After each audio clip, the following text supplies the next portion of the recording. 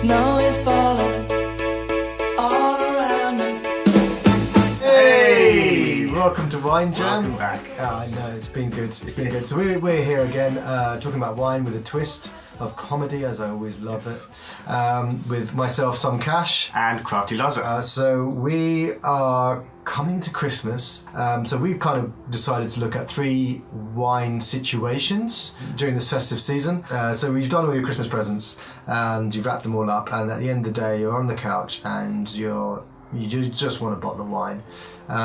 We're going to be looking at what kind of wine's specifically good for those particular evenings. Then we'll move on to the big day, which is our second situation. We're looking at 2 main focuses there: the food, the pairing of the wine and the food, and we'll be looking at the people as well, the amount of people. So you don't want something that's too expensive, I think. So what kind of goes well and is pleasant with everybody's palates. That's very important. And third is basically the wind-up wine. Oh, I like to call it the winding down wine. Basically, end of the evening, everyone's gone home. It's just yourself, or it's the end. It's basically the end of the day, and you usually may have a port, or you may have a sherry. We have gone with a slight twist, but that's our third selection that we're going to be looking at. All right, cool. Let's have a look. Right, let's do this. We are looking at the Christmas Eve wine. Yeah. Finishing up, wrapping up your presents. Yeah. Sitting on the couch, getting snark. Something that you can drink, but not necessarily with food, which is always quite good, especially if you're with your partner or something and you just want to relax. So yeah. Yeah. We were looking at a selection of wine. However, we went along with this slightly different wine because you come to us for speciality wines, and this is a Paladin, which is a grape which is called Refresco, and it's not something that I'm completely aware of. It's from Eastern Veneto in the north of Italy. So the region, the grape, it was very interesting, and what the wine merchant said to us was, if you would be looking for something that's quite soft finish for this particular wine. So we're trying to see if he's telling fibs or he's telling the truth, really. Yeah. So let's try it. Yeah. Really strong smoked cherries on the nose on this one. The usual slurping. Got a touch of iron there, but strong, almost like sour cherries. Yeah, that blackcurrant sort of. Yeah, blackcurrant. Yeah, kind of really ripe blackcurrant there, like as if it was just turning its colour from red to sort of the purpley. Red fruit flavours, some cranberries there, I think, slightly. It's definitely medium bodied. It's the age is 2015, so it hasn't been around for that long. but it's a DOC, so it's always good to see that. This comes from north of Italy, so if you think of north of Italy, it's a bit more of a cooler climate. And any place you think of a cooler climate has a nice acidity level. But what I mean by that is it kind of balances out the wine so that it's not too heavy, it's not too thick. Over a long period of time of wrapping presents, I think the flavours will definitely come out even more. Yeah, I mean, if you're talking about sitting on a couch and just quaffling away your wine. It's a bit like watching Home Alone. You could probably, with your partner. You could probably do that. Or Bad Santa. Bad Santa, yeah, perfect. Yeah, north of Italy, check it out. It's good. All right, so we're going to be looking at Christmas Day with the family, the Christmas meal, and what's kind of perfect to go with the roast turkey. So it has all its little accoutrements, which are your sort of Brussels sprouts, and then you have your stuffing, as well as the cranberries. So you got a lot of flavours there. Yeah. So choosing a wine can be quite difficult, I would have thought. Yeah, it can be, and then you have to think about everybody on the table, whether it's going to be a crowd pleaser, because it can't just please yourself. True. And the cost of it as well, because it might not be just one bottle of wine, it might be 3 or 4 bottles of wine. I settled down for the Montero, which is an organic Chardonnay, which has kind of minimal amount of French oak being used. It was really interesting, and as a Chardonnay, it seemed to be kind of the right one to choose. So, yeah. I noticed you went for a white wine. Would you go for a red? as an alternative. I did have one of the wine merchants saying, you know, you'd go for the Pinot Noir, which is a red, but I don't think so. I think it's more of towards the rest of the day you'd have the red wine. I think for dinner in that situation, the white seems to be just spot on. That's my personal opinion. Okay. So let's take a taste of this. Yeah.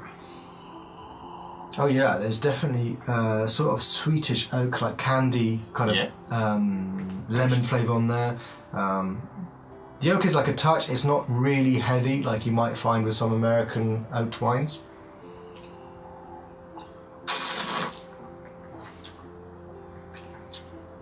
It's still there on the taste actually. Yeah, it's like more candy sort of. I taste a little bit actually of a popcorn. It's popcorn. Yes, popcorn. Definitely, it's got that little, maybe that kind of candiness that you get from that. Yeah.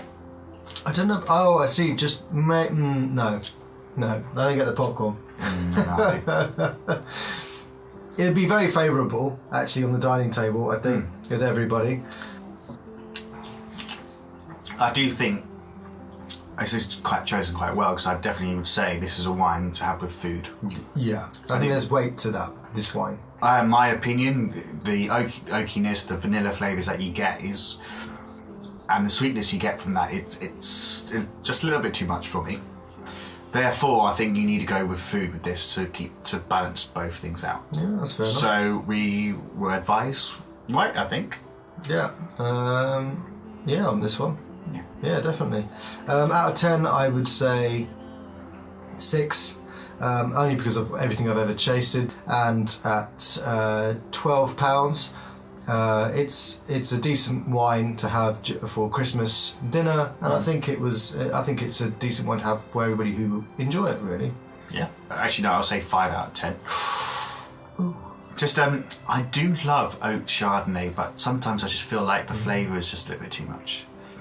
Okay, so we've come to winding down for the evening on Christmas Day. Yeah, you've had a big meal, you're tired, you've had a lot of champagne, you've had some oak Chardonnay, now you're just kind of waiting, okay, look. I now want to come to your Christmas. That sounds awesome. I don't think I have that much, but okay, I will now. Port's generally what you go for? Yeah, I would say. You would be looking at ports, you'd be looking at sherries, but I was looking for something that was a twist. So if ports and sherries aren't your thing, what would you go for that was different? We were looking at Amarone. We have decided to go for quite an unusual one, but it's the producer called Rancia, and these guys have decided to work alongside El Grini. They make good Amarone, and they decided to partner up with these guys from Argentina, which is Rancia, and to create something which is an Amarone but made in Argentina and made with the Malbec grape, which is totally different from what they do in Italy. Is that as far as the grape is concerned? They use?